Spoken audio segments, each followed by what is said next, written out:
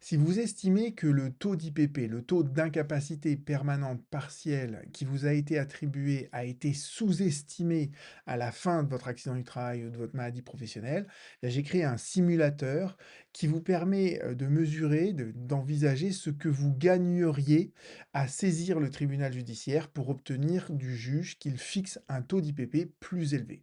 En somme, qu'est-ce que vous gagnez concrètement si le taux d'IPP passe de tant de pourcents à tant de pourcents?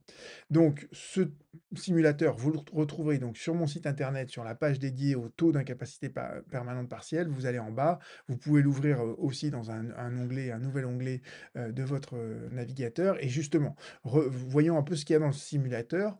La première chose que vous permet le simulateur, c'est de recalculer votre rente. Donc ça vous montre si le simulateur arrive au même résultat que celui que vous a attribué la caisse primaire d'assurance maladie. Donc vous reprenez la notification qui vous a été faite, vous renseignez homme, âge, le salaire annuel de référence et le taux d'IPP qui vous a été attribué. Et en fonction de ça, là, on vous rappelle la règle de droit avec le lien vers servicepublic.fr. En fonction de ça, donc en fonction de ce taux d'IPP, on calcule ce qu'on appelle un taux d'IPP utile. Et ce taux d'IPP utile permet de calculer la rente qui vous est versée et qui vous est versée sur une base trimestrielle, vu le montant qui est là. Donc ça, c'est la première étape du simulateur qui permet de vérifier que, ce simulateur ne dit pas n'importe quoi.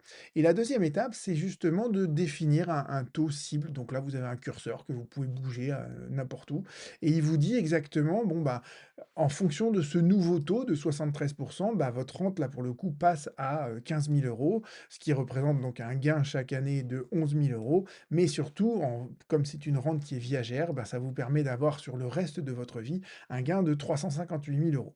Et après, le simulateur vous fait un truc encore plus fin. Il vous dit: «Bon voilà, votre taux de base, il est de 38. Imaginons en fait ce que gagne chaque pourcent en plus». Donc ça va jusqu'à 100, d'accord? Et après ça vous dit aussi, donc voilà le taux utile cible, voilà votre rente annuelle, voilà les gains que vous allez faire en plus, gains sur une année ou gains sur une vie. Donc avec ce simulateur, vous avez vraiment alors, il est perfectible ce simulateur au sens où j'ai retenu des tables qui sont les tables de la Gazette du Palais. Il y a différentes tables en fait de mortalité. Donc en fait, j'ai peut-être pris des tables qui pourraient être discutées sur certains points, et cetera. Voilà.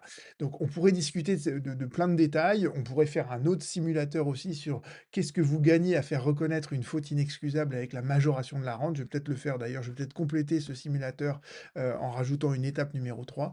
D'accord? Donc voilà. Et ça vous donne un ordre de grandeur en fait des raisons pour lesquelles vous pourriez, saisir un juge pour contester, en fait, cette sous-évaluation qui est assez systématique de la part des médecins conseils, des taux d'IPP. Donc, voilà, je pense que c'est quelque chose qui sera avec la réforme des rentes dont je parlerai bientôt parce qu'on n'a pas encore les nouveaux barèmes, mais avec la réforme des rentes et des calculs des taux d'incapacité permanente partielle, je pense que ce simulateur-là ou des simulateurs du genre peuvent être utiles pour ceux qui, voilà, se posent la question de savoir: «Est-ce que j'y vais ou pas?» Bah, vous avez un voilà, avec l'aide d'un avocat, vous pouvez essayer d'affiner, d'envisager, alors ça, c'est jamais facile, quel est le taux cible que vous pouvez espérer, d'accord? Mais voilà, avec ce simulateur, vous verrez en gros la situation de départ et la situation d'arrivée, dans le meilleur des scénarios possibles. À bientôt.